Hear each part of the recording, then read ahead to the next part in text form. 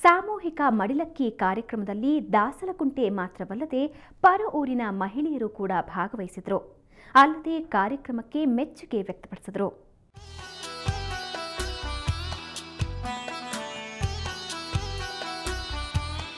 ಸಾಮೂಹಿಕ ಮಡಲಕ್ಕಿ ಆಚರಣೆಯಲ್ಲಿ ದಾಸಲುಕುಂಟೆಯಿಂದ ಮದುವೆಯಾಗಿ ಹೋದ ಮಹಿಳೆಯರು ಮಾತ್ರ ಪಾಲ್ಗೊಂಡಿರಲಿಲ್ಲ. ಅಕ್ಕಪಕ್ಕದ ಗ್ರಾಮಗಳ ಮಹಿಳೆಯರು ಕೂಡ ಕುತೂಹಲ ತಾಳಲಾರದೆ ಈ ಗ್ರಾಮಕ್ಕೆ ಬಂದಿದ್ರು. ಒಂದ್ ಕಡೆ ತವರಿಗೆ ಬಂದ ಹೆಣ್ಣು ಮಕ್ಕಳು ಮಡಲಕ್ಕಿ ಪಡೆದು ಖುಷಿ ಪಡ್ತಾ ಇದ್ರೆ, ಇದರಿಂದ ಸ್ಫೂರ್ತಿ ಪಡೆದ ಪಕ್ಕದೂರಿನ ಮಹಿಳೆಯರು ನಮ್ಮೂರಲ್ಲೂ ಇಂಥದ್ದೇ ಕಾರ್ಯಕ್ರಮ ಆಚರಿಸುವುದಾಗಿ ತಿಳಿಸಿದ್ರು.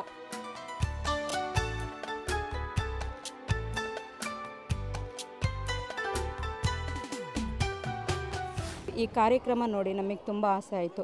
ಈ ಕಾರ್ಯಕ್ರಮ ನೋಡಿ ನಮ್ಮೂರಲ್ಲೂ ಈ ಥರ ಕಾರ್ಯಕ್ರಮ ಹಮ್ಮಿಕೊಳ್ಳೋಣ ಅನ್ನೋದು ನನಗಂತೂ ಸಾಕಾಗೋಷ್ಟು ದುಃಖ ಬಂತು. ಆದರೂ ನನ್ನ ಕೈಲಿ ಸಹಿಸ್ಕೊಳ್ಳೋಕ್ಕಲ್ಲ, ದುಃಖ ತಾಪುತ್ತೆ. ಈ ಕಾರ್ಯಕ್ರಮ ಏನಕ್ಕೆ ನಾವು ಮಾಡಬಾರ್ದು? ಏನಕ್ಕೆ ಹೆಣ್ಮಕ್ಳನ್ನ ಕರೆದು ಕಳಿಸ್ಬಾರ್ದು? ಕಡು ಬಡವರು ಇರ್ತಾರೆ, ತೀರಾ ನಿರ್ಗತಿಕರು ಇರ್ತಾರೆ, ಅಂಥವ್ರನ್ನೂ ನಾವು ಕರೆದು ನಾವೇನು ಕಳಿಸ್ಬಾರ್ದು? ಅದೊಂದು ಭಾಗ್ಯ ಅಲ್ವಾ? ಆ ಸಮಾಜ ಸೇವೆ ನಾವು ಮಾಡಬೇಕಲ್ವಾ ಅಂತ ನನಗೆ.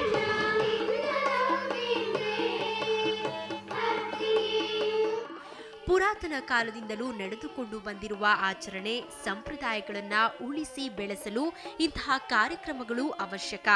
ಅಲ್ಲದೆ ಯುವ ಪೀಳಿಗೆಯಲ್ಲೂ ಜಾಗೃತಿ ಮೂಡುತ್ತೆ ಅನ್ನೋದು ಕಾರ್ಯಕ್ರಮಕ್ಕೆ ಬಂದಿದ್ದವರ ಅನಿಸಿಕೆ.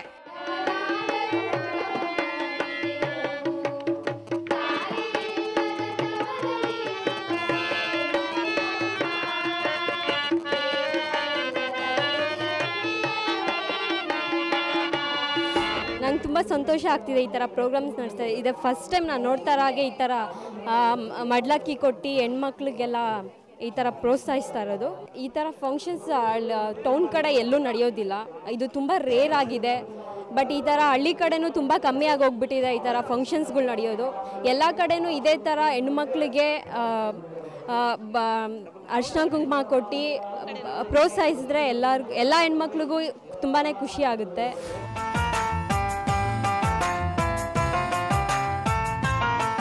ಒಟ್ಟಾರೆ ಸಂಸ್ಕೃತಿ ಸಂಪ್ರದಾಯ ಉಳಿಸುವ ಈ ಕಾರ್ಯಕ್ರಮಕ್ಕೆ ಎಲ್ಲರೂ ಮೆಚ್ಚುಗೆ ವ್ಯಕ್ತಪಡಿಸ್ತಾ ಇದ್ರೆ, ತವರಿನ ಉಡುಗೊರೆ ಪಡೆದ ಮಹಿಳೆಯರ ಖುಷಿಗೆ ಇನ್ನೇನು ಮೂರೆಗೇಣು ಅನ್ನುವಂತಿತ್ತು.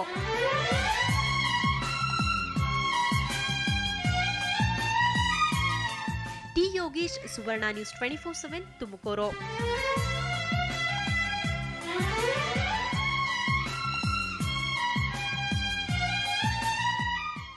ಇಂತಹ ಅನೇಕ ಸಂಪ್ರದಾಯಗಳು ನಮ್ಮಲ್ಲಿವೆ. ಕೆಲವನ್ನ ನಾವು ಮರ್ತಿದ್ದೇವೆ, ಕೆಲವು ನೆನಪಿದ್ರೂ ಆಚರಿಸುವಷ್ಟು ಸಮಯ ಇಲ್ಲದಂತಾಗಿದೆ. ಇಂತಹ ಬ್ಯುಸಿ ಲೈಫ್ನಲ್ಲೂ ಮಡಲಕ್ಕಿಯಂತಹ ಸಂಪ್ರದಾಯ ಸಾಮೂಹಿಕವಾಗಿ ನಡೀತಿರೋದು ನಿಜಕ್ಕೂ ಶ್ಲಾಘನೀಯ. ಇದು ಈ ಹೊತ್ತಿನ ವಿಶೇಷ. ಕ್ಷಣ ಕ್ಷಣದ ಸುದ್ದಿಗಾಗಿ ನೋಡ್ತಾ ಇರಿ ಸುವರ್ಣ ನ್ಯೂಸ್ 24/7.